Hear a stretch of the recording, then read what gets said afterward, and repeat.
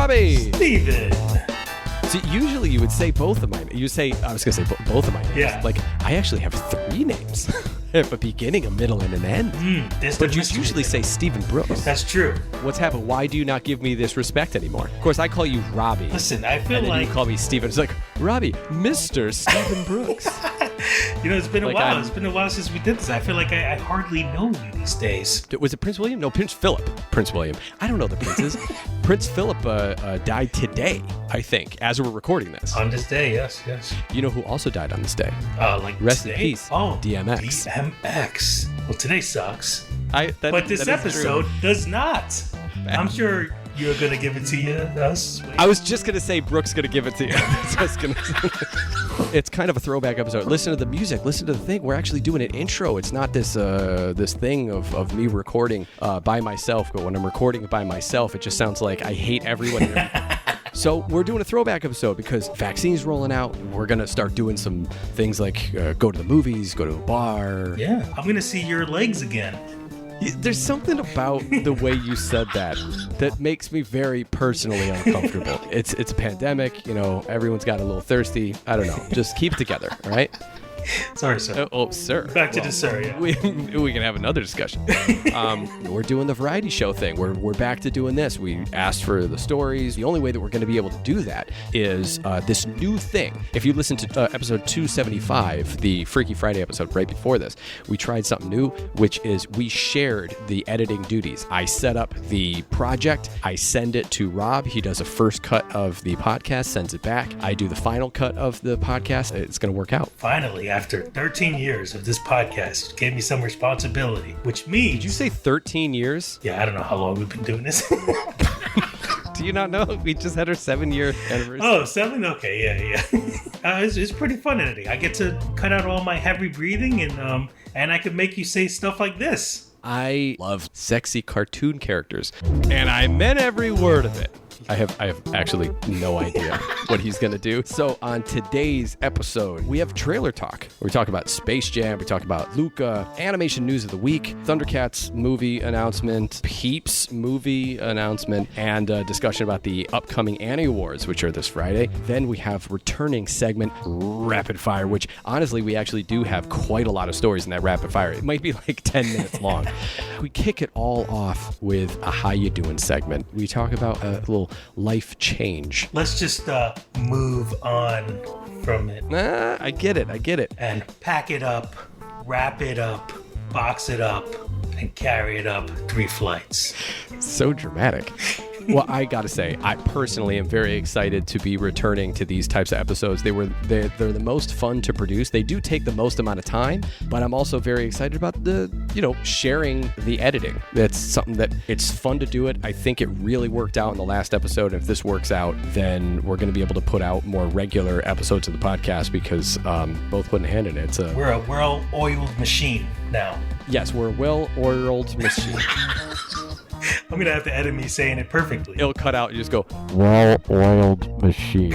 So without further chit-chat, let's get into the episode. I was going to say without further ado, or adieu, as to call back to the previous episode, but I wanted to give you something new. And chit-chat just sounds so lame. Yeah. Without further lollygagging. I don't know if that's any better. Without further tomfoolery. Linguistical loitering. Ooh. I feel like you should have just grew a handlebar mustache for that one. Linguistical loitering. I want to welcome you to episode 276 of the Rubber Animation Podcast, and we're calling this one Peeps Show. And it's not for what you think it is. It's something sweeter. We've already downloaded the episode, so of course they're looking at it, they're watching it, they're seeing it. They know what it is. True. Yeah. Wait till you hear what we were gonna call the episode. Listen, Peeps Show works. Yeah. We make some jokes. It's all in good fun. Some laughs. Yeah. You know who doesn't have legs? Peeps. That's true. So that means they're going to just bounce around the whole movie. Like the bobblehead movies that came out. Wait, did it come out? I think it did. But I remember just seeing the trailer where their heads were just constantly shaking. That doesn't make me want to vomit. much like eating a box of Peeps. I'm Don Bluth. I'm Harry Partridge. Hi, I'm Tom Moore, teenage superhero. My name's Adam Phillips. This is Robert Valley. And I'm in no way doing a forced plug. No, sorry. I won't say that. And you're listening to...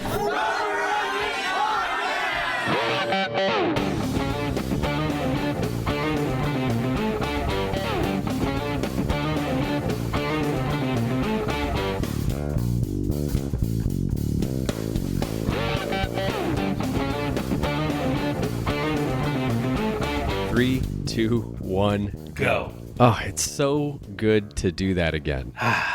Counting, saying go. It's the little things these days that really give us joy. It's like Marie Kondo. Like, what gives you joy? Ooh, that's a great transition, by the way, to the how you doing topic of choice, which is Robbie. What's going on in your life right now? Well, it's been a very known thing for many years of the podcast, a tradition, I would say, that whenever I was on mic, occasionally you'll hear my loud family in the background. Occasionally? Most of the time. Almost every episode. Consistently. Continually. However, I love them, but they're basically like a third party on the podcast. It's like they stand right by the door with their hand against their mouth. Like, I was going to say something in Spanish, but I'm not really great at it. And no matter what, I'm Puerto Rican, but it would have sound racist. No matter what. So, I have a new casa. Yeah, that did sound racist. Continue. How does this work? How does this happen? So, yes, I do have a new apartment. However, I don't have my loud family, but I am right by the highway, which is great. They really start going around 10:30 at night. That's when they start jackhammering. It's night work. Yeah, you got a new place for how long? How long have you been there? Let's really dig into this. That's what this show is for. I think it's going to be 2 months already. 2 months, man. And folks, listen. This is. I just want to tell you on a personal point. I was very upset. I was bothered. I was pissy that I could not help Rob move into his new place because, pandemic disease land. Excuses. I know. It's really, this is me just saying, listen, I couldn't do anything. There's a pandemic going on. I was saying that line for many years. Yeah, I know. I was like, bird flu. Can't do it, bro. Yeah, but remember when we moved into our place? The one thing that was good about our place is that even though we were on, I don't know, it was like 3 floors up, right? So, but the stairs were so wide, and we had a landing area in each, so it made it very, very easy to move in and move out. What about your place? That's not the case at all. It's very narrow. It's hard to make turns. Very reminiscent of the Pivot episode of Friends. It's damn near impossible. My buzzer for my bell doesn't work. So if someone buzzes, they can't hear me. And I have to run downstairs 3 flights, and then sometimes they're gone. So sometimes I had a package the other day. They left a note on the door, and I had to chase them with slippers down the block to get my package. Wait, because you can't buzz them in? Yeah, I can't buzz them in. They can buzz, but I can't even speak on the intercom. I can't be like, be right now. Oh, yeah. So they're going to fix that, right? I had texted my landlord today. He said he was going to look at it. So he looked at it and he's like, yep, that's right. You can't talk. Yep, I checked it out. You're right. Yeah, so you moved into a new place. You're all vaccinated. You're not only vaccinated, you are fully vaccinated. As the term from a friend of ours has been coined now, street legal. You are. It's 2 weeks after your second dose, so you are fully vaccinated. I am not yet. I am still in the process of. It's like a loading screen for vaccination, right? I had my first. I'm still waiting for my second. I'm waiting for it all to kick in. After that, I'm looking forward to checking out your place and seeing what kind of toy land did you create. I'm trying to keep it very limited. I do have my Simpsons collection here. I have a few things in the back. I'm trying not to go crazy. I still have a whole box, but I'm gonna keep it cool. It's because you have a special lady who may not like the toys. Well, right now, believe it or not, the toys are the controversial subject right now. The controversial subject is this giant milkshake in the corner over here. You know what's funny? You just turned that over like For the Maple Leaf audience. I don't know what the milkshake is. Believe me, I know what that milkshake is. I love this milkshake, damn it. No one else likes it. Everyone else hates it. And I plan on... Nobody likes me. Everybody hates me. Guess I'll go eat worms. Do. Wait, is that a drink? I guess that's technically a song. Yeah. I have coffee because we're recording this like in the early afternoon. So Yeah, I had a little early to. I had a little bourbon earlier. You had a little bourbon earlier, but it's not even a live show. It's just you really that nervous about talking to me? I'm just that intimidating. Listen, it's just it's been a while, you know. This is why we need to get together. We need to hang out again. We chatted yesterday, just as friends, we are wont to do. And we were talking about, I think I even said like, hey, listen, it's close. We're going to both be vaccinated. I mean, yes, after you're vaccinated, you still should wear masks and, be at a distance, within reason. It's just until we know everything that's kind of going on, especially if you're going to be visiting anyone who's at high risk, like older people or whatever. But point is, we're going to have some opportunities to hang out in person. Mm-hmm. And so I asked him, what is the thing that you want? What do you want to do? What's the thing you want to do? And what did you say, Rob? I want to watch bad horror movies. Yeah, you're like, I don't know, movies? Or bad movies in general. Yeah. Bad movies in general. But see, here's the thing, is that like we could have been doing this the whole time. We could have been like text watching or Zoom watching something the whole time. Mm-hmm. But we did not and have not. You've been doing work. I've been doing work. That's really something that I think has stabilized us anyway. The only things that I was thinking about going out that I haven't been doing is, I guess there's a few things. There's like going to the park on a nice day. But, for half of the pandemic, you couldn't do that anyway because it was cold. Going to the movies and going to a bar. And going to a restaurant, going out. I guess bar and restaurant are two different things because I do like eating out at a restaurant and going to a bar. Those are two completely different experiences, but that's pretty much it. I mean, those are the things that I'm missing out on, like not going out, but still able to talk to my friends. And I think if anything, it kind of worked in our favor. Like not going out. I mean, there's events that I miss. But there was always this guilt of like, trying to figure out, when that Friday comes and you get messages from many friends on different events, different places to go. Can't. There's a pandemic. Oh, you know what? It's such a sad thing. You're the belle of the ball. Everyone wants you to come out on Friday, and it's just it's not easy being this popular. It's so hard on me. Because so many people want me to come out and hang out with them on Friday, and I just can't do it because millions of people are sick with a deadly disease. Once this vaccine came out, I'm like, what? No! What are you doing? Did you hear about the side effects for Johnson & Johnson? If there's a joke there, what is it? All right, there's someone that I know had it, and they don't have the ability to produce tears anymore. Oh. Okay, that took me way longer. That took me way longer to get.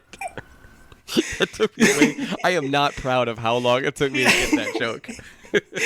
I thought about that this morning, and I'm like, I hope no one else said it. I was going to make it a tweet, but then I was like, I'll save that for the podcast. You know what? I really appreciate you saving it for the podcast. This is that was good. That good. Thank you.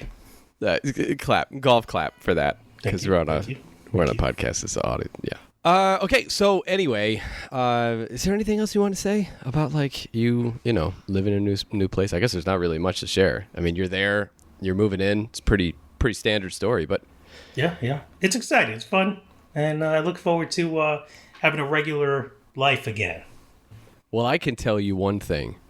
On my side of things, I hope that you get more stuff because I can hear only an echo. Yes, it's been 2 months. It sounds like you're doing it from. It sounds like you're doing the podcast from a bathroom. I mean, I've done it before. You know what? It worries me that you're not denying it. Oh no, I'm not. No, trust me. This is. It looks like a studio, like a dance studio or something. There's nothing in here. Well, I was gonna say this is me and toys. If that was your bathroom, you have a lot of you have a lot of space between the back of the toilet and the back wall. I do like the idea that your toilet is just like in the middle of the room. Now it's time for trailer talk. You know, it's been so long since we did this. I don't even know what we used to say. I know. Everything has become garbage day. We've made this joke so many times, but trailer talk. Listen, we're kind of going back to the roots here. Well, the 100 episodes roots of having the variety show aspect, and the trailer talk, we used to say those for a live show, but listen, we're doing an episode now. There's a couple of trailers that came out, and we need to talk about them. And there's not a ton in common between these. There usually is, but these are just like two that came out, and we have some things to say about. So, well, actually, I can't think of a better trailer to start off with. You know, speaking of bringing something back, Space Jam is coming back. I was wondering. I was like, this is great. You're taking the reins here. You're gonna do it. It's like you took off my training wheels and you let me go, and I'm like, I'm riding. Then I realized you're not holding on to the back, and I just fell into a bush. Who am I in this scenario? Daddy? So Space Jam. Wait, what's it called? Is Space Jam the new legacy? The new legacy. Okay, so famously, I have not seen. Famously, for people who listen to the podcast, so like, you know, famously in the thousands, I have not seen Space Jam, which is insane. I've not seen the original. I know I haven't seen the original. I watched this trailer with no context for the original. Literally, the only thing I know about the original is, you know, some clips that I've seen, a trailer, a retrospective kind of like, you know, I don't know, images or a blog post or something like that. I really don't know anything about space. I don't even know the plot, really, of the original Space Jam. Like, I don't know how it happens. So don't tell me, because I'm living in delightful ignorance of this. That just seems so impossible to me. It is not a point of pride to me. It's just a thing that I haven't seen. And usually people are like, oh my God, you haven't seen that? It's crazy. And I was like, yeah, I mean, well, should I? And they're like, no, it doesn't really hold up. That's usually what people tell me. Yeah. So I feel no desire to watch it because the whole idea of it doesn't really appeal to me now as an adult. I've been told that it doesn't really hold up, which may or may not be true, but this is what I've heard from other people. And, you know, that's it. Well, it's just one of those things. I don't think it held up even when it came out, really. It's an awful movie, but it's one of those things where you love it because, you know, I don't know if I watched it now, like what you're going to do soon. If I feel differently, to be honest. Did you just like give that away that this is something that I'm going to watch? I thought you already hinted that. I mean, I hinted that there's something coming for like. All right, how about this? Since you already did this, I'll just say that we are planning kind of a it's like a double feature type of thing where Rob and I are going to watch it.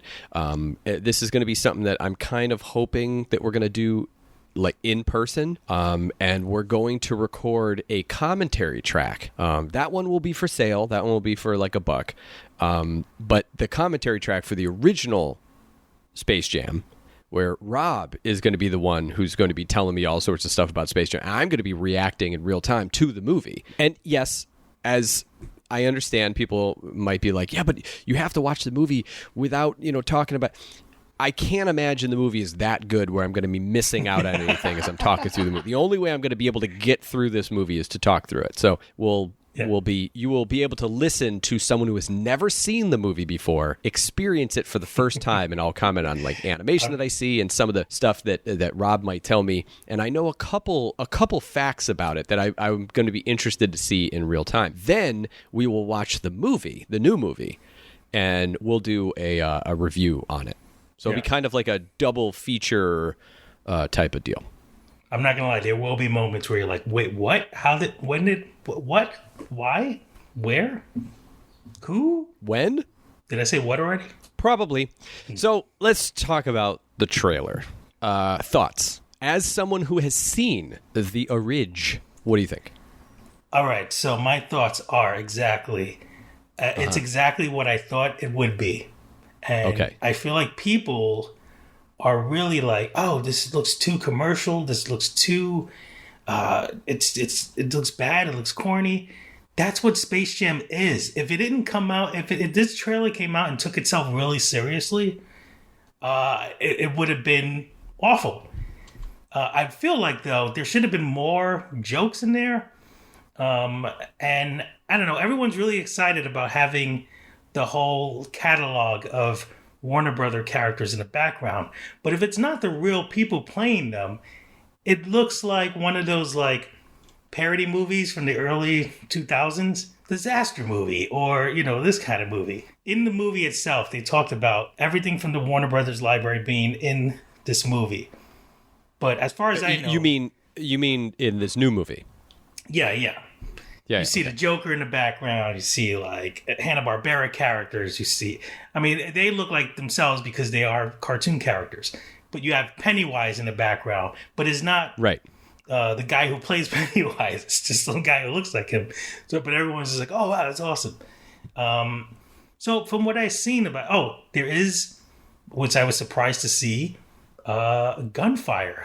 It was kind of like, that's right.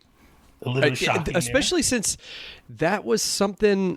Didn't they, from the new animated shorts? Didn't they take away guns from Yosemite Sam and Elmer Fudd? Yeah. I guess I didn't know if Yosemite Sam was in the new cartoons, but yeah, he's there. But he owns he's there. Trust me, don't worry about it. But I was surprised to see it in the trailer itself. There are many controversies that even before the trailer even came out. I don't know if you want to address these things. I guess. What are the controversies? Well, first of all, Lola Bunny ain't as sexy as she was. People are complaining about that. Can you explain this? Because I saw something about that, and people were mostly. I saw responses to something that I didn't see the original, right? So I saw like, you guys are crazy, Lola Bunny, and they kept talking about that, and it was about Lola Bunny, it was about sexy, and it was responses to how crazy people were being, but I didn't see people being crazy. So could you explain to me, what is the deal with what people thought versus what they now think with the new Lola Bunny that's out? So your thoughts? I don't want to get too much into the movie aspect of it, but it was introducing a new female character because Looney Tunes are probably, famously known for not having, other than the old lady and that cat that Pepe Le Pew always harasses, not a lot of female characters. So in the movie, they introduced Lola Bunny. Hi, my name is Lola Bunny. Lola? Yes. But she was very sexualized. She came out, she was just like, hey, and like they put the music on and they all had boners. They didn't have boners. You know what? That was very sexy. That's my opening line. Hey. Ooh, hey, hot. Very breathy, hey. I can't do that now with this pandemic. Well, at a distance, I'm sure. But yeah, she came out and it was very obvious that she was just like every 90s cartoon, whenever a female is introduced, it has to be very sexual. And she had kind of a physique in a way. Not quite like Jessica Rabbit, who's not a rabbit, but, enough to change, to I don't know, for younger men to be disgusting.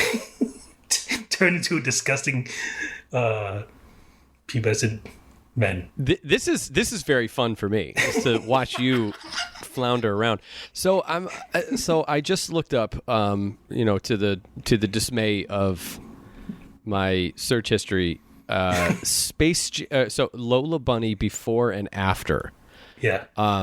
What is the argument? that she's not. I don't know. Like from what I've seen in the actual design now, she doesn't have much of a figure. I guess I don't know, but she just. I don't know. I like. Who maybe openly I'm missing complains about something. this? That's what I wonder. Who's Okay. not afraid to go? Wait a second. That's not the sexy cartoon bunny I know.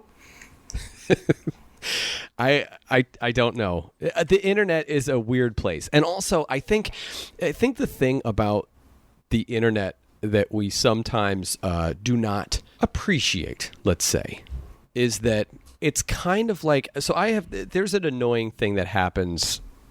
This will come back around, I promise. But there's an annoying thing that happens on news when they box people up and they have like a panel of people, right? So every time that there's something that is like let's say a climatologist and a global warming denier or something like that, right? That are on. And so you'll hear one person talk and then you'll hear the other person talk. And what it does is it makes the person at home watching this go, oh, there's one side.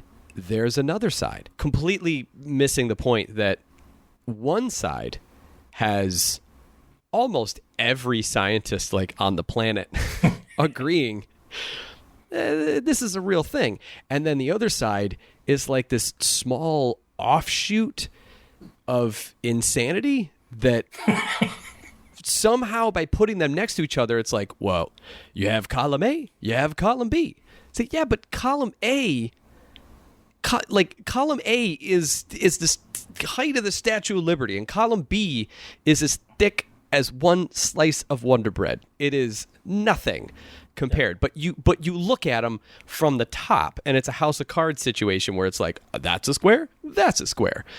And I think that's kind of what happens with the internet sometimes, is people will go on the internet and they'll start complaining about something like, why is Lola Bunny not as sexy as she was before? I don't know why I'm turning this person into John F. Kennedy. I feel like John F. Kennedy would complain about something like this. She's not as sexy as she used to be. We need more bunny boobs. There goes one of the titles, Bunny Boobs. Bunny boobs. Okay. All right. Writing that one down. So there's that, and then someone will say, and then there's a response to that, which is like, this is ridiculous, right? And then there are blogs that will pick this up, and they'll see a fight between two people, and they'll be like, here's one person saying this, here's another person saying this, and because everyone is following everyone else, then you have people who may jump in, and it looks like, oh, we got, let's say, 6 people who are like, no, this is fine. You have 2 people that are, and okay, so you average that out and go, wow, that is a large percentage of people who actually want sexy bunny in Space Jam 2. Yeah. When the actual proportion is not that way, but because you do that and then it gets put on a blog and then it gets picked up elsewhere, and then everyone on your feed is being like, people are being ridiculous wanting this stuff, and so you're seeing it everywhere, and it just sounds like it is a massive issue when really it's not a massive issue. And I'm not saying it's not. It could be. Just saying, sometimes stuff like this kind of gets picked up, goes through the machine, and by the time it comes out the other end, it's like, here's the new thing. This is the new problem. And the new problem is people want sexy cartoon characters. That's not really the problem. That's not really a problem. It's just a thing that someone saw and was like, I need something to put on my blog today. That's I started believing more and more that a lot of these cancel culture stories come from people just making sarcastic tweets about something, sarcastic observations. And I think it kind of grows from there into this whole, like, can you believe people? Yeah. As far as like stuff like this, like cartoons. And yes, exactly. But that's exactly the kind of thing that muddies the waters, is you have something where you're putting them next to each other. You have one that is a serious situation that should result in social punishment of some sort. Cancel culture, if you will. A cancel, I guess, if you will. Not the cancel culture, because that's different. Yeah. Then you have another one, which is really just nonsense that someone said, or like something that is like maybe a hot take. I saw this one thing, this was a problem, and then someone's like, yeah, I never really noticed that before. And people love like hot takes like that. Yeah. So they kind of eat them up and they share them around, and then someone else picks it up and is like, oh my God, now we can't even have this anymore. It's like, well, that's not really now what you're doing is you're putting this along, I'm holding my hands up. You're putting this top-down Wonder Bread situation up against top-down Empire State Building situation when you're only looking at it from one angle. It's not as big of it. It's context-wise, even the people who are complaining about one versus another understand one is an Empire State Building, the other one is Wonder Bread. Yeah. But that's not the way it gets picked up and shared around. And then it's we've talked about this before as well, where someone says, the same people say, and there's the same people that say, it's like, well, maybe not. You are grouping them together because you're hearing it come in and you're combining these two things together saying this sounds exactly like this, so the same people who want this are the same people who want this thing, and they're kind of opposing forces where maybe that's not really true. Maybe they're different people saying these things, but they are both opposing you, therefore they're the same. That's otherism. It's a whole different conversation to have. Yeah. The point about the internet is, boy, there's a lot of people on the planet. Maybe too There's many. a lot of people out there. A lot of people. Oh, no. Maybe we need some kind of... Oh, no. I don't even want to joke about that. Movie called Space Jam 2. There you go. To have people in theaters. People no. And put their phones away. There you go. That's the one. Yeah. Not to extend this Space Jam 2 conversation a little longer, but I mean, why not? Pepe Le Pew is also another issue here, where he was taken out of the movie. He was removed. However, people were angry about that, but now there's a new anger surfacing because cheering on the basketball game in the trailer are the Clockwork Orange guys. I saw that. I saw someone share that. Let me look up Easter egg, because there's a whole thing of Easter eggs. I saw that in the background. It's like, do they not understand? Had they ever seen the movie, or have anyone ever seen the movie? Just the home invasion, and it's a disturbing movie. I am shocked that they're in the movie. Up front, right there. I feel like there is a difference, because people were saying, well, Pennywise is in there and he eats children, but like, I don't know. There's a different feeling with the Clockwork Orange. However, the people who were complaining about Pepe Le Pew being taken out of the movie, now they're pointing this out. Like, well, no, you got to take that one out. But I feel like, should they be happy at least that there's something in there? See, you just did that. You're saying the people that were upset That's true. at Pepe Le Pew being taken out are pointing. So it may not be the people who are actually upset at Pepe Le Pew. It may be people on the outside who are hearing that people are upset that Pepe Le Pew is being taken out. They have no actual, dog in the fight. But then they see this and it was like, okay, well, the logical conclusion is take this thing out. Oh, no. I was saying the anti-cancellation people. Were complaining about. I like how you say anti-cancellation people. Like it's not anti-cancel culture. It's anti-anything being canceled. Like you're not allowed to cancel your Spectrum account. Or... I can't do it. I know it's a crappy service, but I got to keep it. I'm so anti-cancel. Yeah, okay. I almost said castle for some reason. But I'm anti-castle. You know what? I'm anti-castle as well. That's right. No more castles. No need. There's so many rooms that it's unnecessary. It's just a big pile of rocks, really. Yeah. I mean, right now I have a smaller place and I don't have much furniture. So can you imagine if I had a castle? You'd sound even more like you were in a bathroom. Just a castle-sized bathroom. Just nothing but echoes. Oh, that'd be so cold. All right, so I'm looking at the... So apparently there's Game of Thrones is in here as well. There's a whole opening as like falling through the, quote, server verse. He passes by a planet that has Westeros and has the whole Game of Thrones stuff floating around it. So, I mean, I don't know. As far as properties with rape in them, we have two now. So we have Game of Thrones and we have Clockwork Orange. You know what? I'm going to throw the mask in there too, because there's a scene where he gets very handsy with someone. I don't know. I think you made a joke, and this is exactly what I thought when I saw the trailer, which was this is like Ready Player One, but for Space Jam. And really, the reason is because of the Iron Giant. You see the Iron Giant in there. It's like the shot is almost exactly like the shot. Oh yeah, yeah. I feel like Ready Player One only going to be in these kind of movies now. It feels like he's sitting on a big couch, just reading a magazine. The phone rings. It's like we got another movie with a abundance of characters. Can you? It is funny. There's run to a field Hanna-Barbera. There's a whole bunch of Hanna-Barbera characters in here, which is great. It was nice seeing Captain Caveman. That I wasn't gonna scream it, but Jetsons, Flintstones, Yogi Bear, Boo Boo. Apparently, Jeff Bergman is confirmed to be voicing Fred Flintstone, as well as his Bugs Bunny and other Looney Tunes characters.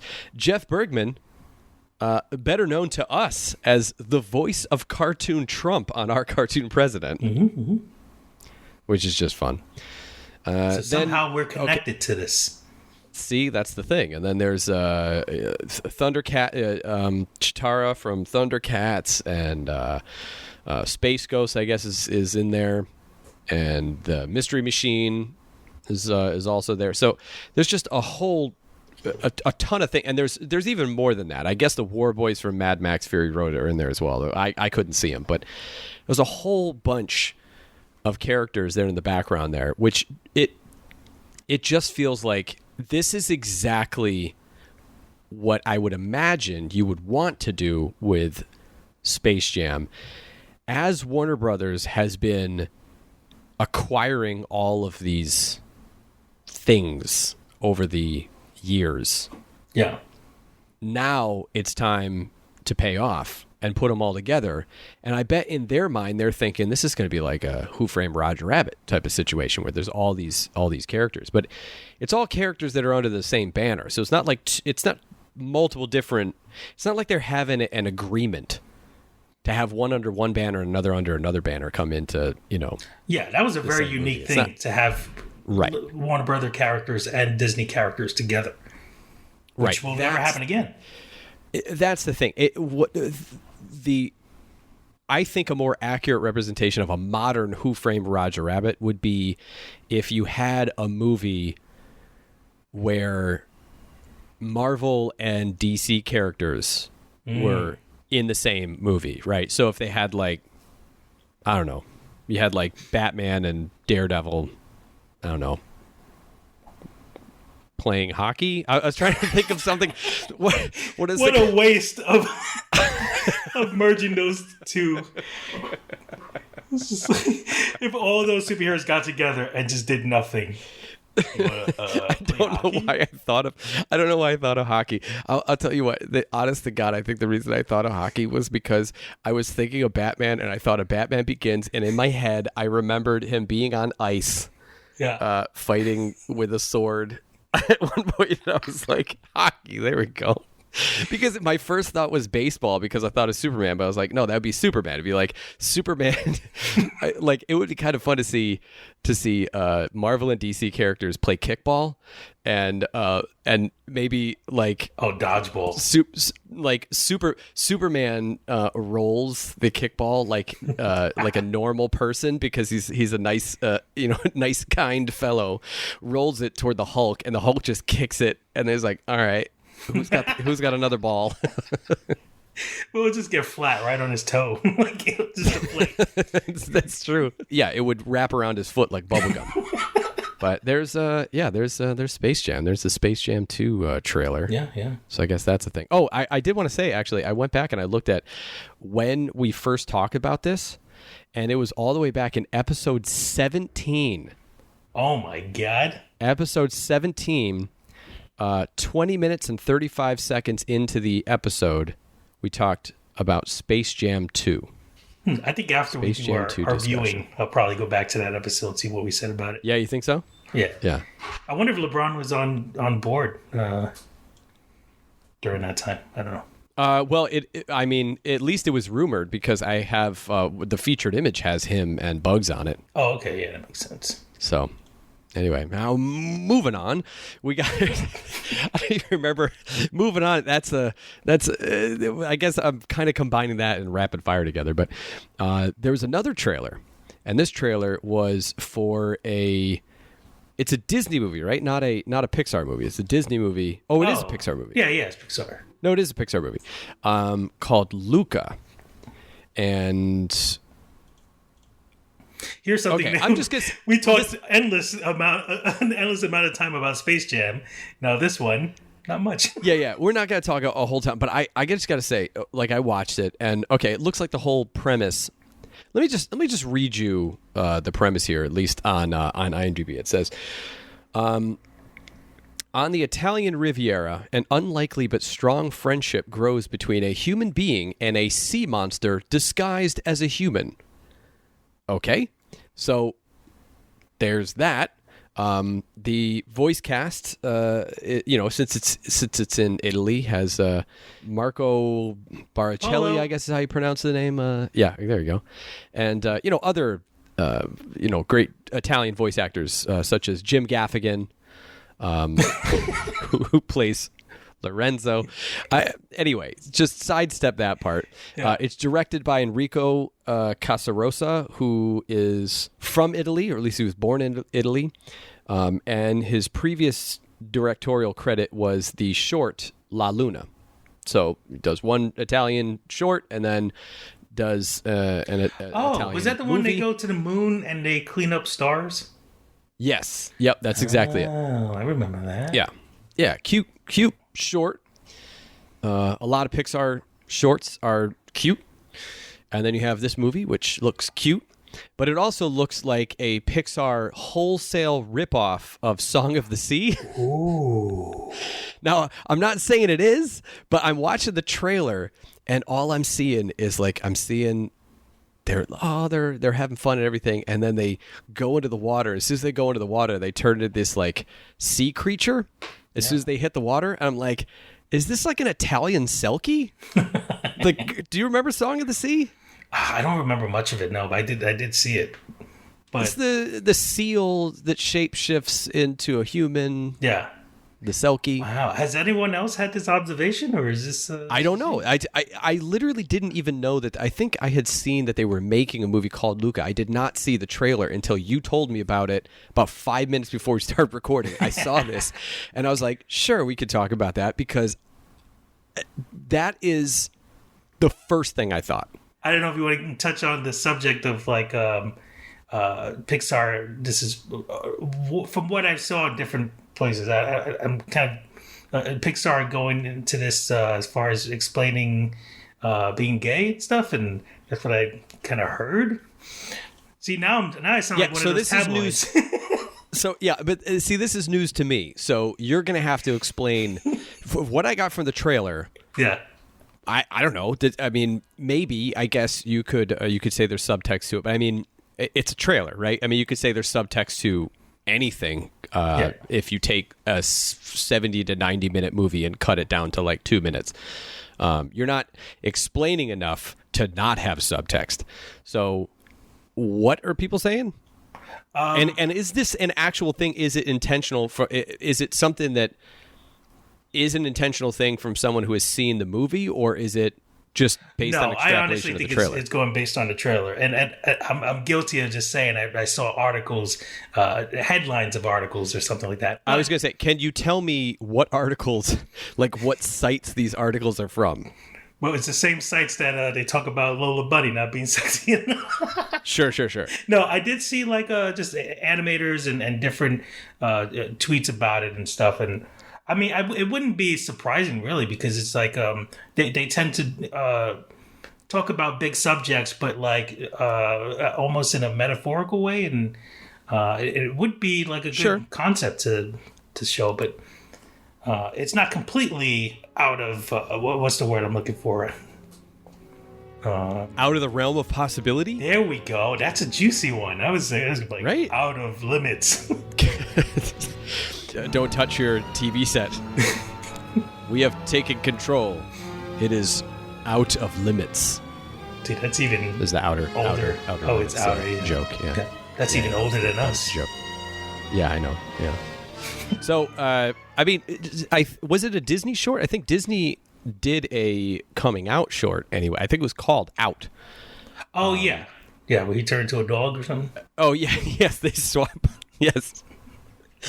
You know, how many times in animated movies is like, oh yeah, he turned into this, now I'm going all the way back to this stupid bear mother. How many times does a titular character turn into an animal? Like, that's just it's like, we want to be able to have a connection, but we also want to have the simple iconography of an animal. And so just thrown back there. Yeah, anyway. So if I think that was a Disney short, so this is a Pixar movie. I mean, I guess that's something. I mean, it wouldn't surprise me, and it would be good if they would tackle some more LGBTQ issues, because it seems like a lot of what they do is a little lip servicey. Doesn't necessarily need to be a coming out story, but might be something that would be good to see over the course of a 90-minute film, something that's kind of wrapped in a standard coming-of-age story, something that everyone expects. That might work, yeah. And I mean, Pixar has this story thing down. Like, they really know how to handhold you through the different story aspects.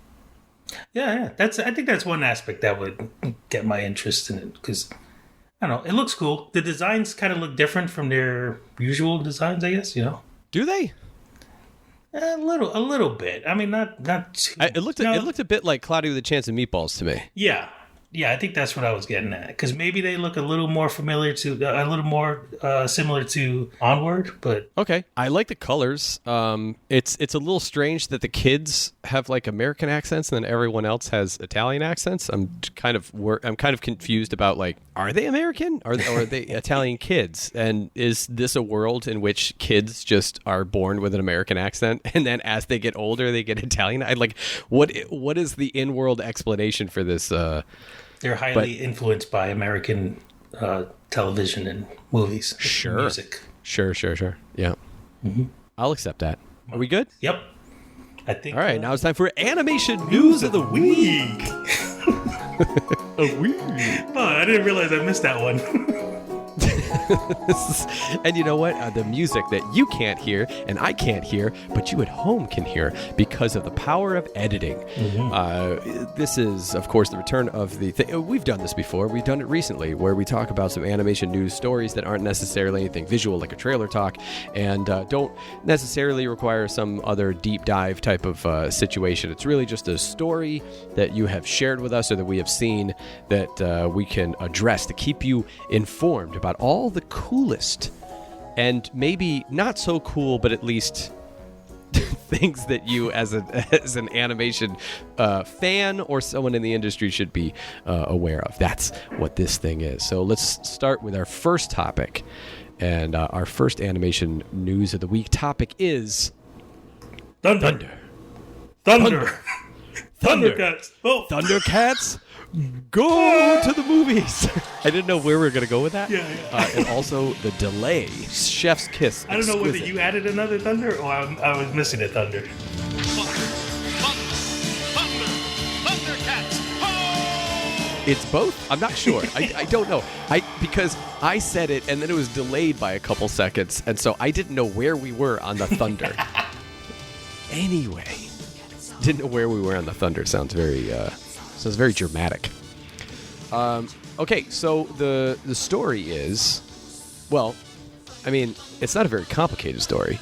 It's something that I'm surprised hasn't already happened. Man, I feel like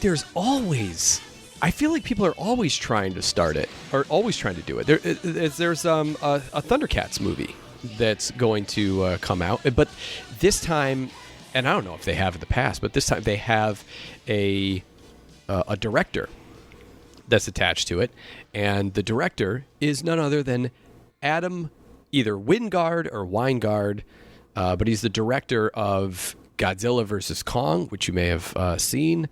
He also directed The Guest, which is a great indie film. If you haven't seen that, You're Next, Blair Witch, great. Death Note, I guess. I did see that on Netflix. It was fine. Willem Dafoe was really fun as whatever the character Death is. I don't know. I don't know the manga, but like he was fun as that character. Yeah. So I guess that I don't know when it's supposed to come out exactly, but he seems like a super fan. Oh, that's good.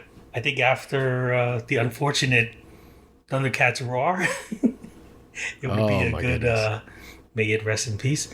You know what? I liked how it was animated, but you know, I know it caused a hissy. You know what's funny? I'm actually looking at the Thundercats Roar designs now from when we covered it on episode 228. Yeah. Looks a lot like the designs from Luca. Oh wow. Which I find kind of funny. So it's like 3D. We're gonna call Luca just 3D Thundercats Raw. How funny would it be? Roar, not raw. Like it's like this is Thundercats WrestleMania. That would be pretty badass if Lino comes out. There's some music playing. And he starts they make pretty quick work with his sword, but sure. Do you smell what I'm cooking? Do you smell what I did in the hallway?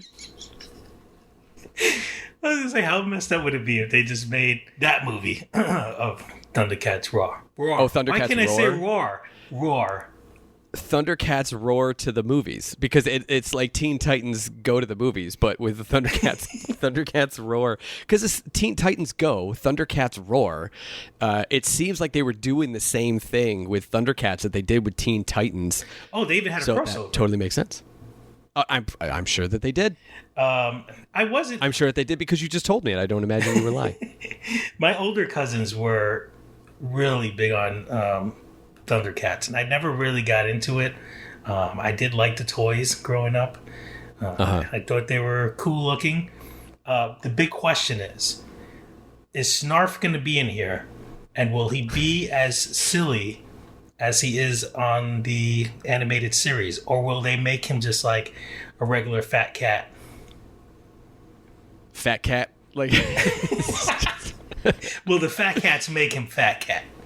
A fat cat. Did you did you see the I think we talked about this before, the Thundercats, like the new Thundercats, the one they made, the kind of it's like a Lord of the Rings style Thundercats. You see that? I only saw the pilot, I think, and I remember talking about it. I remember thinking that it looked awesome, like it looked really cool. And I think what they did with Snarf was they didn't make him silly. They just made him like a cat, right? Do you know what I mean? Just made him not a cat that said snarf all the time. It was just a regular cat. Yeah. I guess kind of maybe in the way that what is it? Like yaks. Like the reason we call yaks is because a lot of times when they make a sound, they sound like yak, right? So it actually sounds like they're saying yak.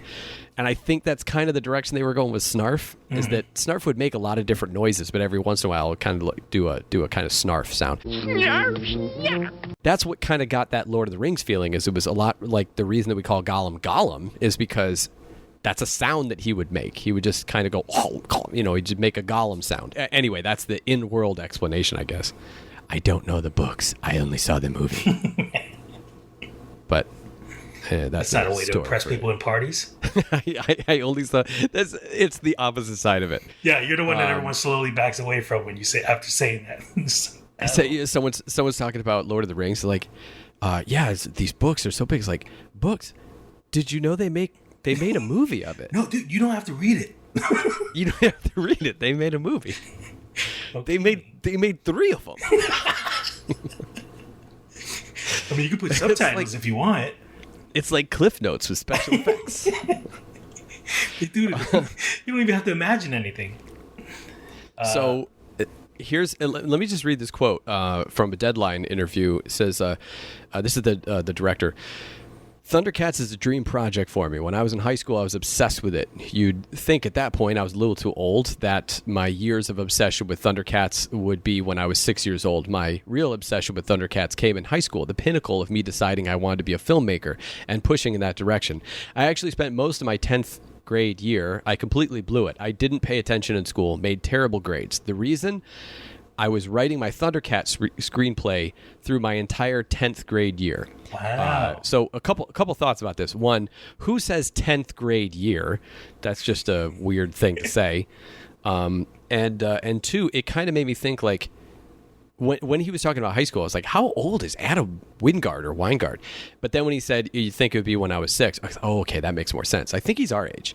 Maybe he's a little older if it's 6. I know Thundercats was something that was, Thundercats was like right at that point where it was right on that verge where it was starting to maybe not be cool as we were getting a bit older, I guess.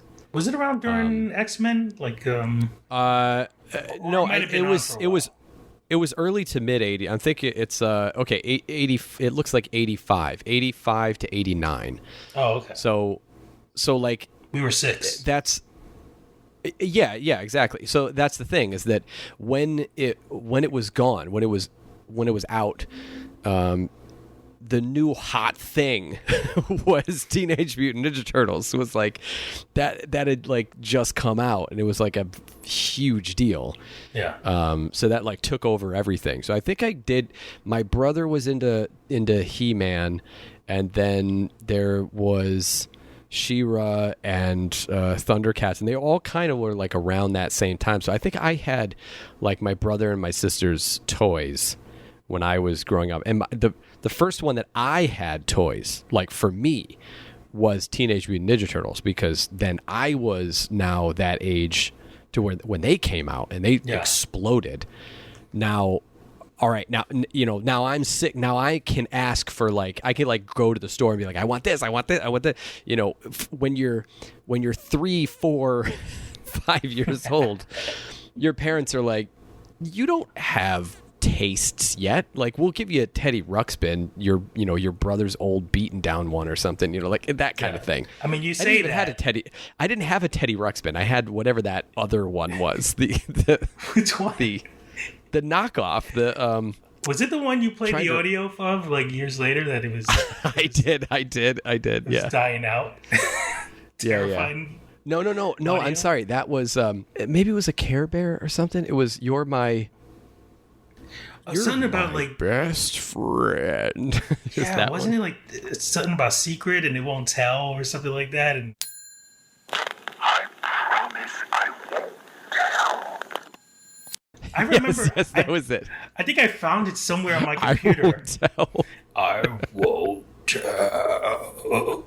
I found that on my computer like years later, and it scared the hell out of me. Okay, first of all, I would want to say, let's say about this. Thundercats. If I'm imagining this correctly, now I just saw Godzilla vs. Kong. Did you? You did. I did, yeah. Okay. Did you like it? I liked it. I did fall asleep, but I fall asleep in every movie. You fall asleep. That's not a. But I was up for all the good parts. Yeah. The last 45 minutes is just a brawl fest, and it's awesome. It's ridiculous, but in the greatest form, because I liked the first Godzilla. You did not, because you wanted more Godzilla. Yeah. When Godzilla has never had that much Godzilla in it. It's like people, even when people more of a think reason. about Godzilla. Yeah, when people think about Godzilla, they think oh, it's always, no, it's not. Godzilla's not always in it that much. And if you think about the first one was very serious, very grounded. He was more like an unstoppable force of nature. There was just kind of the background, not good, not bad, just there, right? and you are one of the humans and you're running around. And I think the frustration that people had was like, you want it to feel like the humans are affecting something and they don't do anything, but you're with them for like 90% of the time. The point was supposed to be, I think, to make you feel like this is what it would be like, you being in a world where there was giant monsters like this. You think you're the hero of the story. You think Bryan Cranston is the hero of the story. You think all these people are... No, man. There's a Godzilla out there. None of this matters. So I think that I liked that. Well, I don't mind story building with characters. Once Bryan Cranston died, then it was just like, what else do I... Spoilers! No, I mean, like, everybody knows that. When he fell off a cliff and then he got trampled by whatever wildebeest. I was just like, then I have nothing now. And then when Godzilla finally shows up, they kept cutting to it on monitors and on other things. It was just like, see, I liked that because it kept giving me something, and then it gave me a full fight at the end. So that's what I liked. I liked that it was giving me little teases here or there, and then at the very end, it gave me exactly what I wanted, which was the fight at the end. So I left satisfied. But I totally get your 70s movie guy. I completely get your frustration. I'm not saying that, but see, this is where we go. Is we got that, then you get Kong Skull Island, and that was fun. And Kong had a whole character. He was like, you got an idea that he was actually thinking and processing stuff, and he had a personality. And then you get like Godzilla, King of Monsters, and it's just a brawl. It's just seeing a ton of different monsters, and Godzilla's just fighting them, and so now you actually get okay, you're rooting for Godzilla. In the first one, you don't really know what to think exactly. What am I supposed to think about Godzilla? And then now you have Godzilla versus Kong, and you're like, I like Kong. I like Godzilla. I don't want to see... And it's like watching a heavyweight match between two people that you've watched in different... I don't watch boxing anymore, but the whole boxing thing, it used to be...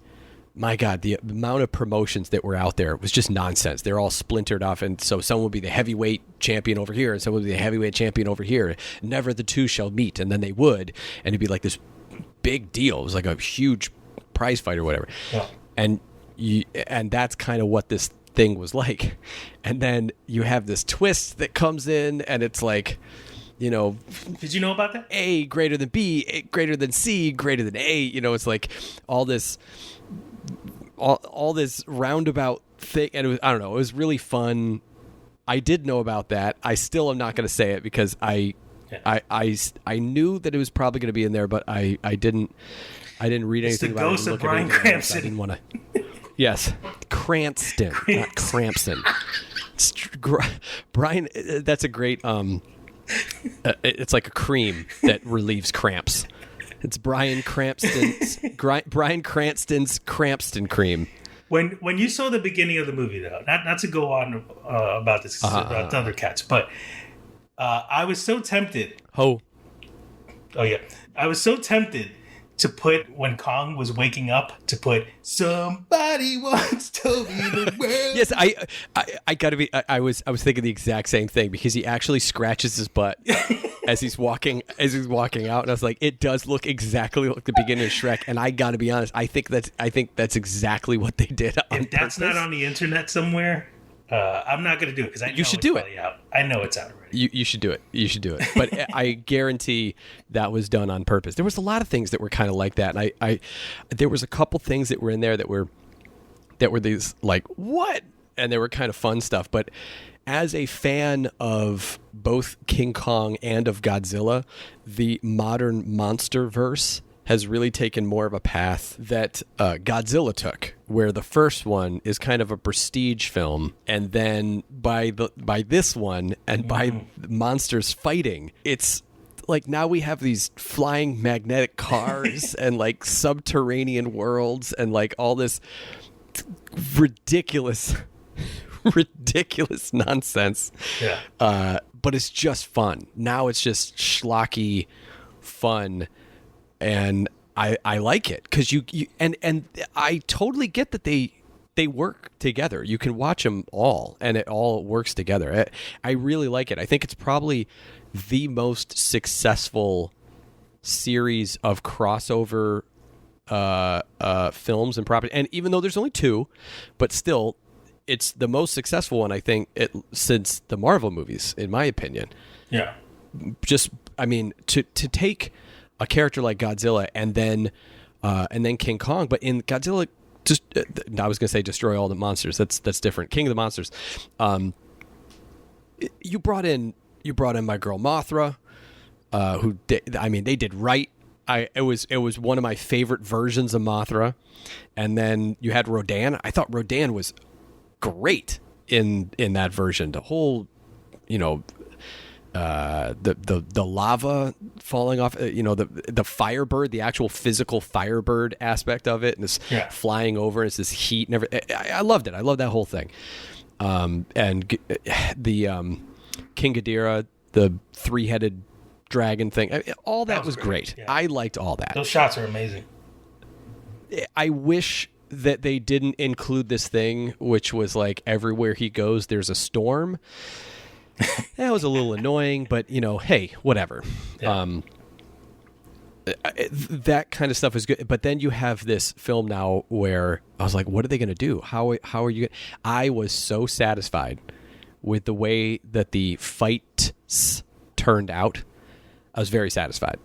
Oh, yeah. It was very enjoyable. And it actually made me really sad that I didn't see it in the theater, sitting right next to you, cheering and jeering at the screen. My favorite was Kong doing his signature move where he was trying to crack open his jaw, but he just couldn't do it. Oh, that was great. Nope, not gonna do that. It's like in Karate Kid 2 when Daniel tries to do the crane kick and it doesn't work. It's like, well, what does he do now? What's the special move now? It's the hand drum. Spoilers. Anyway, so to get back to Thundercats. Oh, I think that he's going to do a great job with it because of, number one, it seems like a property he's interested in. I mean, like a lot, which is a good place to start off with, because the number one thing when you come into a property like that is do not tick off the fans, and don't approach a property like, I don't really care anything about it. You have to have some sort of love for it, otherwise it's not going to come through. You have to at least respect the fans in some way, because like it or not, you're doing a property that exists already. As much as people hate to say, like, you shouldn't listen. I hate fandoms. I usually disagree very strongly with most fandoms, but the fact is, if you are going to make a reboot of a property that already exists that comes with a fandom, you would be well served to placate to that fandom. Yeah. Because if you don't, you're building into what you have contention. If that's what you're going for, fine, but it very rarely pays off. Yeah. So anyway, he said all the right stuff. Then I think the way that he handled Godzilla versus Kong, I thought was fun, and it was very world building. You definitely get the world. I liked the world building that he did. I liked the effects that were being done in it. There's a whole series of conversations to have there too, because I know that they credit the motion capture artists for Kong and Godzilla, and just looking at the way that the both of them move, and like, at what point do we differentiate between what you gather from a motion capture suit or a motion capture performance and an animator or someone who is just filming reference or getting reference from something and doing it that way? Like, you know what I mean? It's at what point, where's the cutoff between the two? Because there has to be some sort of underlying, like, if you're making acting choices, I guess, if you're making choices in the physicality, but animators do that anyway, right? So at some point if we are going to single out motion capture artists who get a singular credit of performing a character, then I think that there should be supervising animators again for a particular character that should also get singled out credit for the motion and the acting decisions that go into a character, instead of having like a whole team of people who are all making individual decisions, and then there's a visual director who's kind of putting it together. Assign supervising animators to characters, and I'm sure that exists, but it just kind of got me thinking, just watching the way they move. I'm like, this is keyframed action for sure. For sure is keyframe animated. If not motion capture and wildly cleaned up. That would be great if they got two boxers and put them in motion capture suits. Just had them fight. Just one boxer who never did leg day, and that's Kong. I knew all the balls would just be falling off their suit constantly. To see all these ping pong balls flying around. We haven't used those in like 30 years, right? I don't know how it works these days. They only use that on College Humor sketches. That's like not a thing that exists anymore. But I like that you think that. You know what? I'm not going to destroy your world. I like that you still think that that's a thing that exists. But you know what also exists. What? You know what, Rob? I want you to transition to the next story. How about that? Because I think this is more apropos to you. Oh, sure. That story was nice and sweet. Here's something a little sweeter. You know Peeps, candy corn of Easter? Well, they're making a movie now. And it's going to be a treat. Going to be poo. That's part 2. I know, it's not that Marshmallow Ghostbusters trailer you saw, but it might be similar. Who knows? Oh, boy. That's another topic for another day. I know. But, however, this was described as Smurfs meet Trolls, which I would say it was actually technically described the other way around, but Trolls sure. meet Smurfs, Boy Meets World. Yeah. But I would say it's Emoji Movie meets diabetes. But there are different kind of Peeps, though. There's the bunny Peeps. There's nothing about this story. They just want us to. This is what they do. They say they're going to make this movie, and then guys like us talk about it.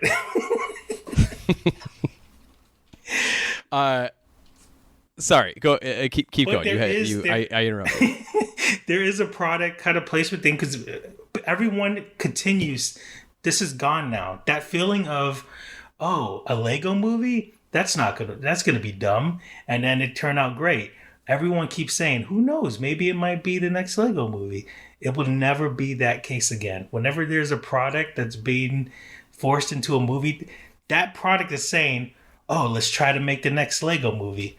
And it will never, that was like capturing lightning, not thunder. Peeps in a basket.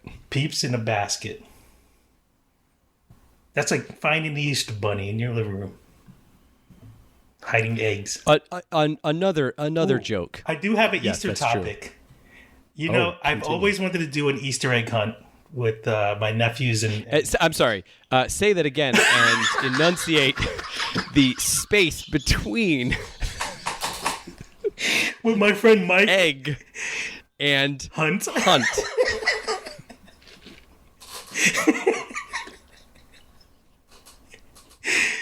I always wanted to do an Easter egg hunt. There you go. And I got to do it this Easter. However, it wasn't Easter eggs. It was my remote control for my Fire Stick. It was completely gone to the point where my parents had to come over and help me find it. And my poor dad had to dig in the trash can outside to see if I dropped the remote in the garbage by accident. It was missing for a whole weekend. Easter. Wait, wait a second. Can't you control the Fire Stick with your phone? I didn't know that. So it took literally, that was my whole Easter, trying to find my remote. And then I finally said, you know what, forget it. My parents were like, you want to come over for some pizza? I said, sure. I put on my coat. I put my hand down my sleeve. The remote control flies out of my sleeve of my coat. How in the world did the remote? And I'm assuming your jacket was like on the couch or on your bed or something like that. Like it was laying down. It wasn't hanging. It was by my bedside, I guess. And maybe when I put the remote down, it slid down to sleep. But I checked my coat too. Obviously not well enough. I guess not. I shook it. I checked the pockets. Because how do you check your coat? Like you're squeezing around it, right? Like how do you? Wouldn't you have felt it? I guess because it's so impossible that this happened to me that I wasted a whole Easter trying to find this damn remote to the point where I had to embarrassingly call my parents to come over to help me find this remote control. That is embarrassing. That's pretty. I'm embarrassed for you. I can't think of a worse Easter. So that's pretty much what the premise of the movie is going to be. I'm going to actually stand by that. I'm going to say it's probably not out of realm of possibility that the whole premise of the Peeps movie is going to be looking for something. That's a pretty standard thing. I think I have one here. I think I have. Let's see. Yes, it is Being in the Spirit of Trolls Meets Smurfs as it follows a ragtag flock of Peeps on a cross-country adventure to attend the big annual Peeps Fest in Pennsylvania. Yeah, that's going to be awful. Yeah. Do you think when animators work on that, do they sigh or do they just feel like, God dang it? Well, here's the thing. If they do not get Adam Phillips to be a consulting animator on the Peeps movie, I mean, I don't know if he'll want to, but basically, do you know the character Fat Sack from his Brackenwood series? Yeah. Okay. Looks exactly like that. That's true. I'm sharing my screen now, too. Yeah. That is a Peep. And I'm thinking they got to get him, right? If he was on board, you know what? He'd make it. I mean, I can't judge it, but I can because it's a movie about Peeps. Sure. But yeah, I would assume. I think you should go back and you should listen to our interview with Adam Phillips on episode 130. Wait, what's his name? The Animation Podcast. His name is Adam Phillips. My name is Adam Phillips. My name's Adam Phillips. And you should listen to that and see if you think he would make a good supervising animator, let's say, for one of the Peeps characters, or all Peeps. I think we could pull some strings and make it happen. We're in the industry, you know. Pull some Peeps. Oh. No, that sounds terrible. So let's see, who is this? Oh, Wonder Street. Wonder Street is the group that is putting it out. And I just wanted to kind of read off some of these Wonder Street movies. Let's see. We've had, Beasts of No Nation. It's a nice, lighthearted family film there. I don't know if you've ever seen Beasts of No Nation. That is a joke. It's a very heavy movie. Then we have another movie here that came out in 2020 called Dr. Feelgood. And it is a drama. It's the real-life story of Dr. Max Jacobson, whose addictive meth cure made him the most sought-after and dangerous rogue physician from Hollywood to D.C. There's another movie there that I think... cool, yeah. You know. Then there's a movie called Walter from 2015. It's a ticket taker at the local cinema believes that he's the son of God. He has agreed to decide the eternal fate of everyone he comes into contact with. With William H. Macy, Nev Campbell. It was a 5.4 on IMDb. I don't know how the tone is in these movies, but if it's in the same tone as the way you described some of these, right? I'm down for it now. Yeah, I'm just saying. There's another one that's called Blood and Whiskey. Jack Daniel ran away to escape a broken home, was a teenage moonshiner during the Civil War. This is his story and how he created one of the most powerful and recognizable brands in the world. Oh, I kind of want to see that actually. I know, because it's Jack Daniels. You want to see the origin story of Jack. So I feel like you'll make that a double feature with the Peeps movie. Oh, you know how sick I would get if I just drank Jack Daniels and ate Peeps. Do you remember when you got the what was it? It was the beer and gummy bears, right? It was the Oh yeah. And you thought it was going to be like gummy bears in the beer I've or something never like felt that. so silly in my life at that moment. A bunch of grown people ordering beer, and then I saw like gummy beer, and I was like, "Oh, cool! It's probably like beer with gummy bears in it or something." And then she handed me a. She looked at you and she was like, "Are you sure?" The only other embarrassment I had from that, like before that, was me ordering the Power Ranger roll at a sushi restaurant, and she said that's on the kids menu, sir.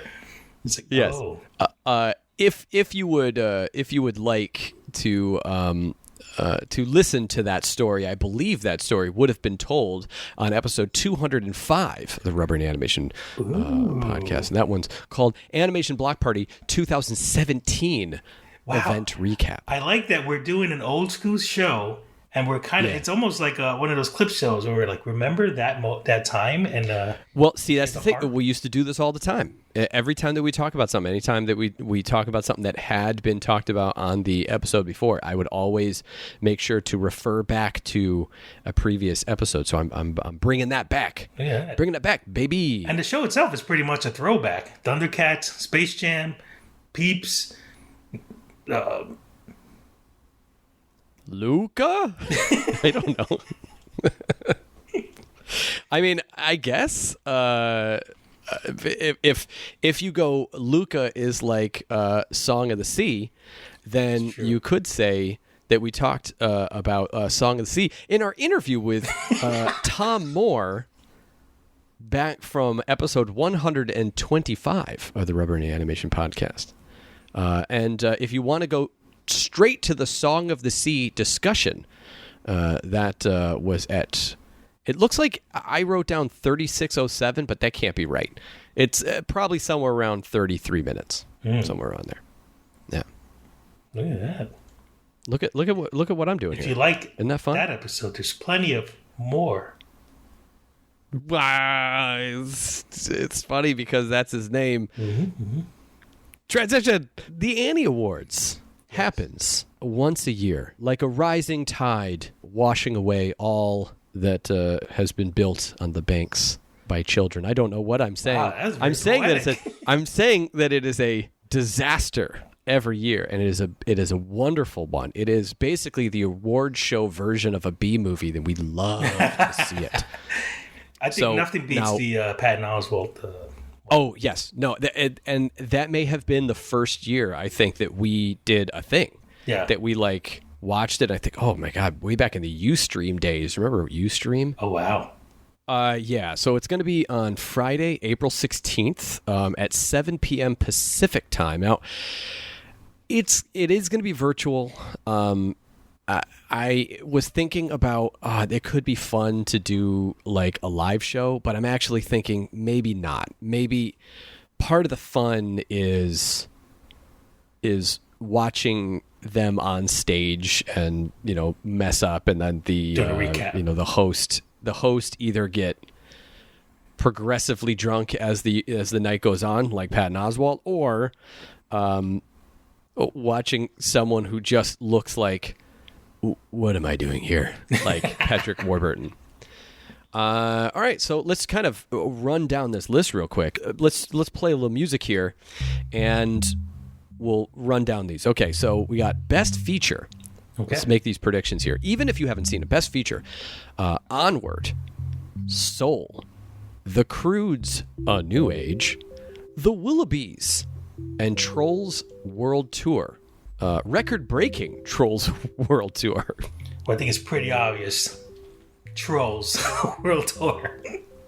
I mean, if you're just going by significance in the world, it must be Trolls World Tour. No, I mean, of course I liked the Willoughbys. We did talk about that on the show. As long as I am calling out these episodes of which we talk. Let's see, the Willoughbys. Let me look this up real quick. Oh, that was very recent, actually. But while you're looking, Yes, it was. Okay, go ahead. oh, I will definitely say 100%. I could put any kind of amount of money on this. Soul will be the winner. Why you think that? Well, first of all, it's Pixar and Disney, and they tend to have a winning streak. But however, it was a pretty damn good movie. Okay, that was episode 267. Ah, Now, I did like that. I think you're right. I think Soul is gonna win it because it does seem like one of those award-winning movies. It takes a more realistic turn as opposed to something like Onward. There's 2 Pixar movies, there's 2 DreamWorks movies, and the DreamWorks has like the Croods and Trolls World Tour. They're not going to get it. Willoughby's, I think, is an interesting choice, and it's possible that one could win if it wasn't for, I think Soul has had a lot of buzz behind it. yeah. Okay, so the next one is Best Indie Feature. A Shaun the Sheep movie, Farmageddon, Calamity Jane, Ongaku, Our Sound, Ride Your Wave, and Wolfwalkers. Ooh. I mean, I know Shaun. I'm gonna say Wolfwalkers because that's been getting a lot of buzz. I have not been able to see it yet, but as per previous reference about Tom Moore, as a matter of fact, I think he talks about this. he does. And you know it's funny because we actually not only did we talk about it, he showed us design in the background. Wow. Do you remember that? I do remember that. That was like an early check. So that one was at 43 minutes and 31 seconds in episode 125, and yeah, he talks about that and then shows us over his shoulder the kind of like side character on his wall, the designs. That was fun. That's a fun little. Look at that. I think Wolfwalkers. Yeah, Wolfwalkers. Yeah, I'm gonna say that too.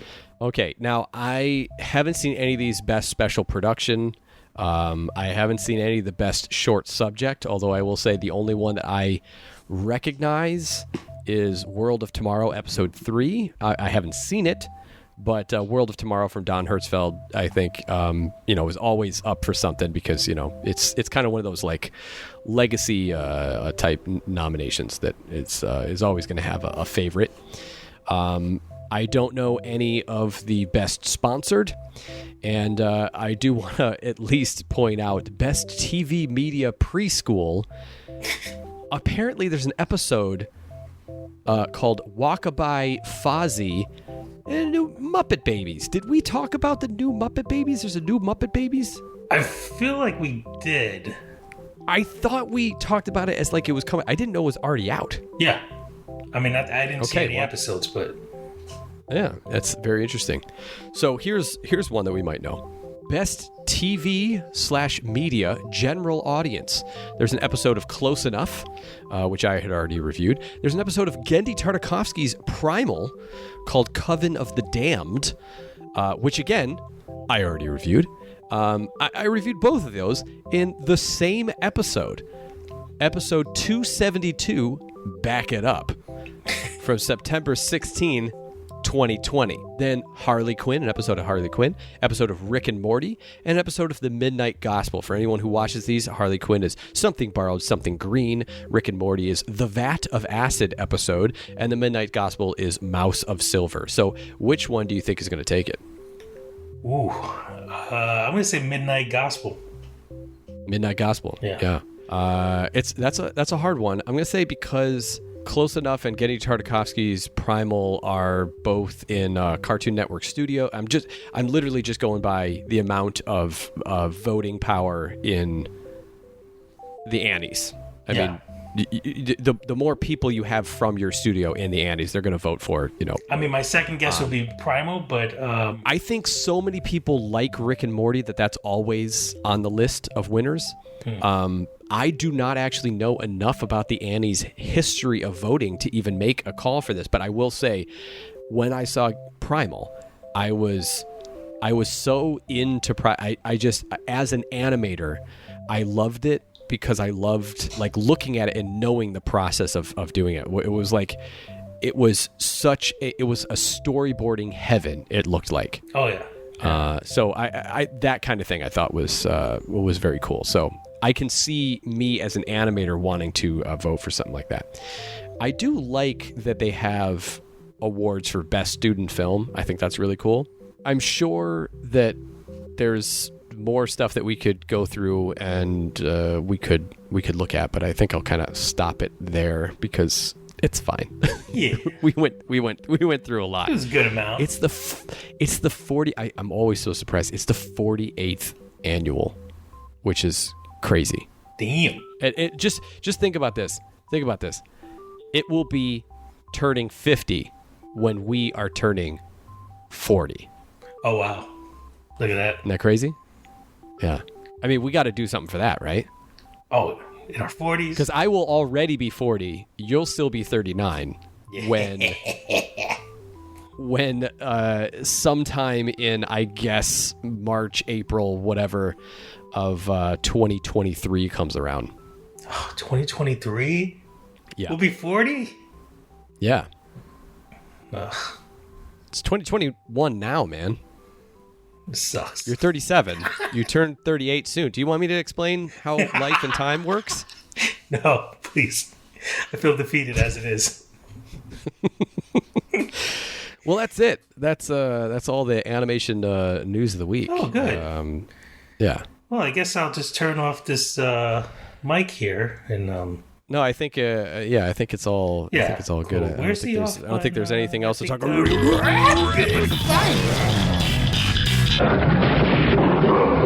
You'll get popping. Yes, it's Rapid Fire, the grand return of Rapid Fire, where we both were not really allowed to scream very much in our respective apartments because Rob is right next to the door, and it is the middle of the day, and people are working from home, and I can't be screaming in my apartment while people are trying to be on Zoom calls. But this is the grand return of the Rapid Fire segment. Especially if you're yelling the fire. Spillover from the store. What's that? especially if you're yelling fire. This is not a great idea to be yelling fire in the building. This is where we take the stories that you have suggested on Facebook and Patreon and Discord and elsewhere and put them together into one big pile. The spillover that we did not cover during this episode goes into Rapid Fire, and we have exactly 1 minute per story to deal with them. And I think now's about the time that we should get into it. Don't you think? Yeah. Robbie, you are aware of these, right? I am ready. You know these. You get these. You've looked through these stories. So as I'm going through them, you're going to be prepared, right? I'll be prepared. There's Cool. All no right. Lion King related stories. And go.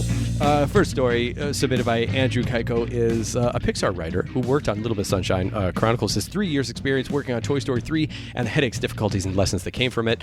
That's up on Vimeo. It is over an hour. I saw 20 minutes of it. It looks very interesting. Did not finish it. Rob, what do you think? I watched about 20 minutes as well, and it comes down to, you know what?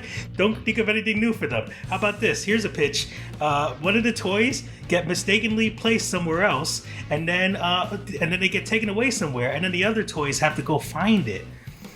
That's the formula, and I think they're sticking to it. It is interesting to hear him go around and try to think of something, and one of the first things that he submits, they all get up and walk out. Their critique is it's just a bunch of characters standing around and talking. I was like, boy, if that isn't a live-action writer who's writing for animation, I don't know what is.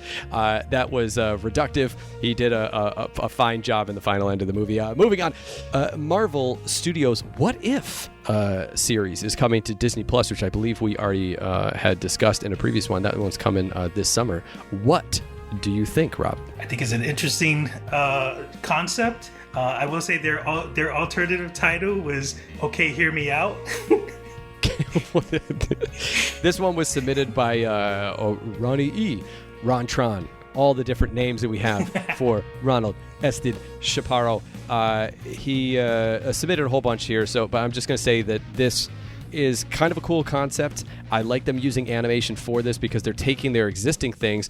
Whole bunch of stuff happens on the Marvel Universe, but you kind of get to go back and go, okay, what if things went differently in the movie, how would that have panned out? Yeah. I think it's a great use of animation, great use of TV in the format, and I'm kind of looking forward to it. It works well with the comics, too. That's how comics Rapid fire. All right. So Ronnie also submits another one, which is Warner Media revives Hanna-Barbera brand for television animation.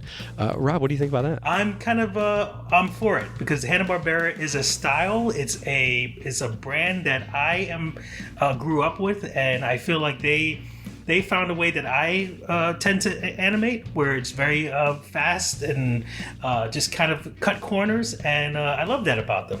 And, not the way you speak at all. And the fun thing about the Hanna-Barbera is that this is basically in name only, really, because they're doing the Elliot from Earth, Heroic Quest of Valiant Prince Evendo, The Amazing World of Gumball movie. They're not really doing other stuff. It's just kind of bringing back the name more than anything, I think. Yeah, which is cool. I think it's a cool idea. Yeah, cool idea. Fire. Great. Rapid fire.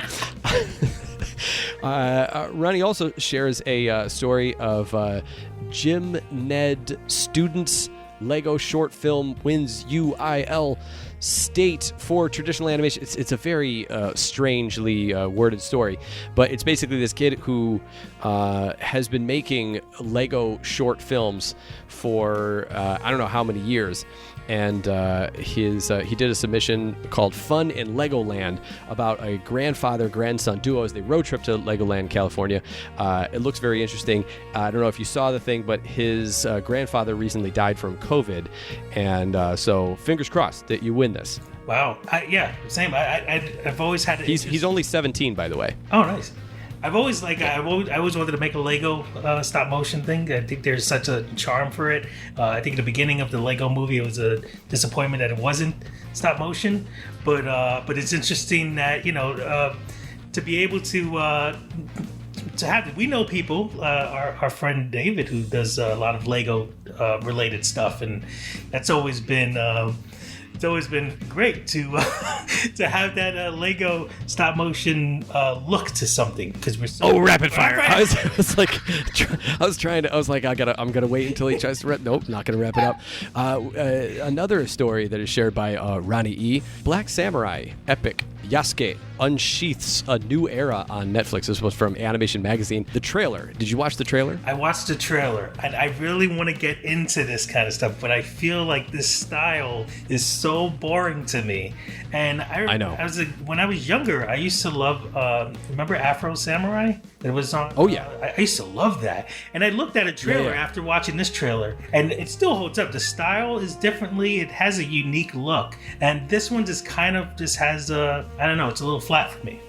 Yeah, it doesn't have the charm that one did. I think that one had another. It felt like a driving force. When I saw that, it felt like it had this energy. It had this presence. Where this one does feel a little bit like a copy of a copy, but it's fine. I mean, a lot of shows and a lot of movies are like that. I'm totally fine with that. Looks like the action's pretty good, and want to see what they come out with. It's creator, executive producer, director LaShawn Thomas, who did Cannon Busters. We talked about him before, and the studio Mappa, who does Attack on Titan, the final season. So rapid fire. Then Ronnie also shared that the reboots of Rugrats has some of the quote OG voice casts returning, is the way that he said it. That's cool. It's cool, but it's also a little all I got. Unfortunate, I guess. I did see the trailer for it, but at least it's sticking to the source material, because I don't know if you heard about this Powerpuff Girls thing that's going on the CW. Oh, we're going to talk about it in a second, my friend. They are completely going a different route, but yeah, it looks cool. I think maybe maybe a mini movie would have been cool, and kind of go back to the traditional. But that's just. I think the thing is, if they go the route of a movie like Rocco's, something like that, or an Invader Zim, it'll just kind of be buried. I think they wanted to go with a series so that people would check it out, so that kids would be plopped down in front of it for like an ongoing thing. That's going to be on Paramount Plus, where you can currently watch Tuning Out the News, of which I am animation director on. The voice cats that are coming back. Susie's back, Tommy's back, Chucky's back, Angelica's back, and Phil and Lil are back. There you go. If you are They're all coming back. Rapid fire. Returning friend of the show, Jen McGillivray, shares the gritty live-action reboot of Powerpuff Girls, ? I only saw an image. I didn't see anything else about it. Robbie, thoughts? Yeah, there's no actual video yet, but everything just seems, I don't know what is it about these Powerpuff reboots or reimaginings, but it falls, and I can't, of course you could say like you can't judge it because it's not out yet, but you can certainly judge things because it's not what it's supposed to be. It's supposed to be like a fun animated thing, and there's a charm about the Powerpuff Girls, and I know I'm a grown man talking about this, but there is a charm to that cartoon that I feel like they can't recreate. So stop it. It's making me sad. Well, Rob just took up the whole minute there, so rapid fire. Jen McGillivray also says there's been a few animated movies since you last recorded, I think. So I'm going to list these off and then respond in kind. Okay. Soul, Raya, Wolfwalkers. She says, I've only seen Soul. Gave my 5-year-old an existential crisis. Connected has been renamed The Mitchells versus the Machines. Comes out April 30th on Netflix. Now, you saw Soul. I saw Raya. Neither one of us has seen Wolfwalkers. I think that what we should do is, we were going to do this. You're going to review Soul. I was going to review Raya. And then another time we can watch Wolfwalkers and we can both review it. But I think that's going to be the next thing to come out. Rob, what do you think? About Soul? About this idea. Yeah. Oh yeah. The idea in general is good. The fact that you saw a movie, I'm famously known for my movie reviews and how detailed and descriptive they are. But I think I want to say that if you go back to episode 266 of the Rubber Animation Podcast, you can hear us talk. It's a trailer talk where we do discuss a little movie called Connected, which is now being renamed The Mitchells versus the Machines, in which I was very positive about it and Robbie was very negative about it. Ooh, I don't even remember what I said about it. Well, because you're awful. Rapid fire. Jen McGillivray also says Michael Rianda, I guess, is spilling about writing on Gravity Falls all over Twitter. She doesn't say all over Twitter, but I thought it'd be funny to add the all. He is at Michael Rianda on Twitter. That's basically all I got. Read through stuff. I thought it was going to be juicy gossip. It's really just like writing tips. Oh. As far as I know. So he's not spilling the tea. No, he's not spilling the tea. He's more spilling his notebook. Pages. That wasn't even a joke. That was just like I was trying to logically follow the... Yeah. He's spilling his notes. Oh, good. If you're into that, there's good advice, I'm sure, to take from someone in the industry. I want gossip. Yep, rapid fire. Then she also says, I finally watched Adventure Time after it being on for 8 years and also ending. It's so good, you guys. My kids and I have watched it through twice, played through 2 video games. There's a limited run series airing now on HBO Max called Distant Lands, and it's amazing. Now, I have seen a couple episodes. Did not grab me. You have seen a few episodes. Did not grab you. Actually, more than a few episodes because you were bedridden, right? Yeah. That's when I had my foot surgery. Yep. So I did a binge watch. I don't know. It's just one of those things that it just didn't grab. And maybe it will, but it also may be one of those things that's just kind of like be not something that is going to connect very much. Yeah. Unfortunately. Maybe. But maybe this new one with this mini-series. Yeah. Are you going to give it a shot? No. No. And that was rapid fire. Oh my goodness. Oh, I'm so exhausted. Yeah, we just got steam coming off of us. Or smoke, because of fire. I mean, I guess you mean I get you. Yeah. I understand. We're and that'll do it for this episode of the Rubber Animation Podcast. How do you like that? How do you like the outro coming back and everything?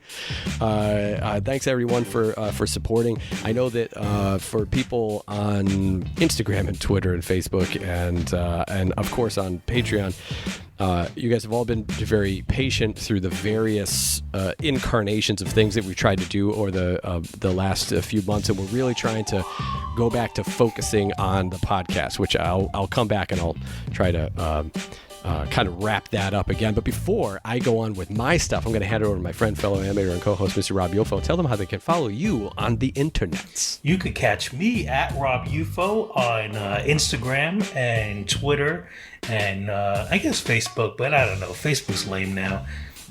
But Stephen Brooks, how about you? I mean, I'm Stephen Brooks. I'm the Rubber Onion. You can catch me everywhere, like Twitter, Facebook, YouTube, Tumblr, Google+, Newgrounds, SoundCloud, and Instagram. Oh, so you're doing the Tumblr in there? See, but this is funny because I also said Google+.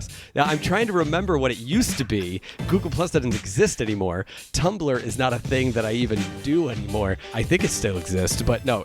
Basically, the places where I am the most are on Facebook, Twitter. I'm mostly on Instagram. You can follow me there, and on Patreon. So Instagram and Patreon are the two places that you're going to most find me. But on Facebook, there's a lot of stuff that's going on. So we're doing this thing again where we're doing, as you can tell, these variety shows. So every week, I'm going to be posting on Facebook asking for what stories you guys want us to talk about on the next episode. And we will try to work it in exactly like we did in these. We're going to have some special episodes. We're going to put a lot more focus onto the podcast. And that means, we already said this before, that for the battles, there isn't going to be prizes for this year. I think we all kind of talked about it at the beginning of this year and decided that that wasn't really anything that anyone was very interested in, didn't really drive anyone to them, and it's really just a place for you to explore and to practice and that sort of thing. Now, what a lot of people get out of them are the live battle talks that we do, where we go over your stuff and we talk about them, we review them, and that sort of thing. Now, I'm still looking at the ways that we can do that without doing a full show, because the full show is something that has made it very difficult for us. You have to choose between recording an episode of the podcast and doing the full show and putting all the stuff together. So what's going to happen, and I'll make a post about this, but if you're only listening to the podcast, what's going to happen for the next few months, we're focusing on the podcast. I'm going to be releasing the topics for the battle as we normally do. Rob and I are going to participate if we have the time to do them on the battles. People will submit them, same as always, to the battles. I'll put them together, same as always. I'll share them on Instagram, same as always. But we're not going to do a battle talk until the end of the year. Then we'll put them all together and we'll do an end of the year award ceremony and animation breakdown. And that kind of leads up to something that we want to do, which is have kind of a film festival type of deal. That's something that we're kind of working toward. But we really want to focus on the podcast and getting that back at it. So check us out on Patreon. That's all the updates. You should be seeing a new podcast every week from here on out. Not a promise as much as it is a goal, but you know, it's a guarantee. That are going on. I think we can manage it. Kind of excited. Specifically, I'm very excited to do these variety shows again. I really like doing the variety shows. So that's it. Check us out on Patreon. I appreciate all of you. Thanks for joining us. See you next week. Peace. That's all you got? Well, I started this with a Spanish word. I'm going to end it with a Spanish word. Adios. Okay, that's goodbye. How about hasta luego? Hasta mañana. Well, no, I'm not going to upload an episode tomorrow. I mean, I guess you could listen to the episode tomorrow. Just we'll see you later. I almost said sayonara, but I know this.